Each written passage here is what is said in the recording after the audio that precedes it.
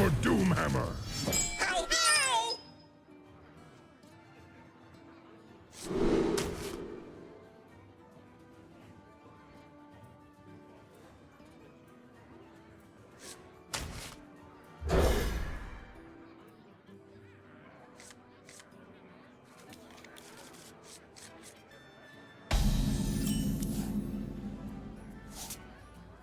The light dims, but we will fight.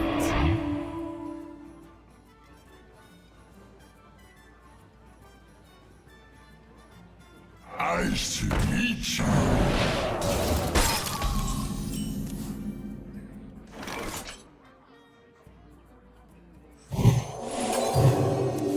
Job's done.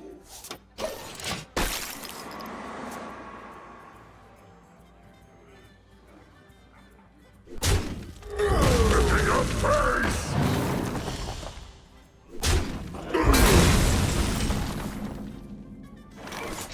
Candle mud slider.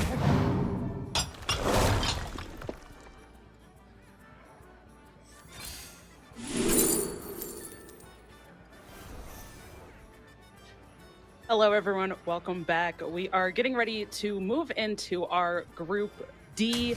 But before we do that, let's talk with all of the casters here, outside of Raven, about kind of what we saw already today and what we have still coming up.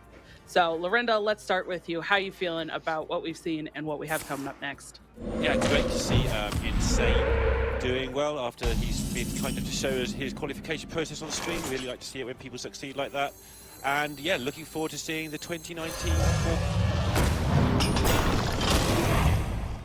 You no take pickaxe!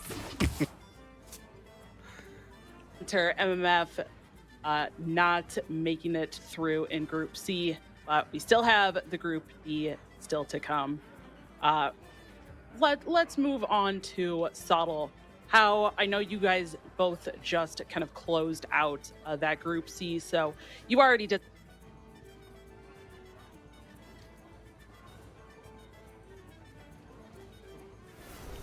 on what we have for Group D. I will not weather away so easily. The storm is in me.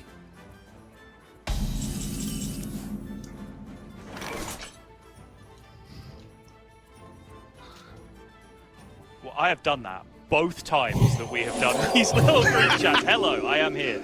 Bunny Hopper, as I was just saying, is the most recent world champion aside from Pocket Train, as Neil was alluding to as well, with the 4th place in a previous world championship before that. Habu Gabu is one of the most creative deck builders that we have in the game, and kind of intermittently dips his toes in and out of just wanting to be one of the very, very best players in the game. And right now is choosing to do that, it seems, by qualifying for this Masters Tour and stamping his mark. But even the players who are going to get less coverage in this, Hemlock and Dmitry Kazov, are both excellent players in their own right. Basically, more or less ever-present players in Masters Tours. Dmitry Kazov is a player who managed to look impressively solid in America's Grand Masters, which is a thing that is nearly impossible to do, because you tend to get dragged down to the level of all the others America's players, but Dmitry just continued to rise above it. So I'm very pleased for at least the start of this group. I just get to sit back and watch what I'm hoping is some exemplary Hearthstone. Hello? Hello? All right, TJ, how about for you? You got any rebuttal to that those remarks by Sottle?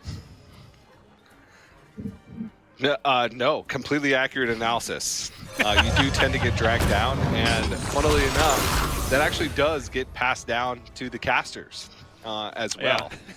Where, you know, Neil came bright-eyed, bushy-tailed. I'm going to cast some America's Grandmasters. And then, you know, a couple months later, the thing he can talk about is boats. So, you know, that's just what happens. But yeah, I think Group D, I mentioned it before the break, incredibly stacked. The one question I have for Habu Gabu, based on Sottle's comment, one of the most creative deck builders, is this a metagame where you can get creative? Right? That's a big question. Is this a metagame where it's correct to take existing archetypes and put your own flair on them? And I think that's going to be the big question. And you saw that Habu Gabu already finds himself in the little bracket. Isn't too fancy compared to the other players who have these tried and true, directly taken from platter, maybe with 1 or 2 tech cards in them. That's what I'm going to be looking forward to as we head into Group D gameplay. And just to quickly jump in on that point, the one player that so far has been brave enough to do something really outside the box, i.e. bring Wheel Warlock to the tournament, has not made it through to the top 8, right? Like, there's a lot of quite similar lineups across the rest of the players, so I do think TJ raises an excellent question about Habu Gabu's lineup as well. So much for joining us. We will see how these lineups go as we progress through these matches now for Group D. But for now, we're going to say goodbye to Sottle and TJ. And Lorinda, you and I, it's time to get into our first match for Group D here. How are you feeling as we go into this first pairing here with Bunnyhopper versus Hemlock? Yeah, I mean, this is always going to be, this group, whatever match we cast first, was always going to be an incredibly strong match. It is the, I don't know, the group of death, let's call it, because we haven't called it that for some time. I'm sure we tried not to call it up for several years, but it really is. Bunnyhopper, Hemlock. Bunnyhopper, again, I wanted to highlight as much as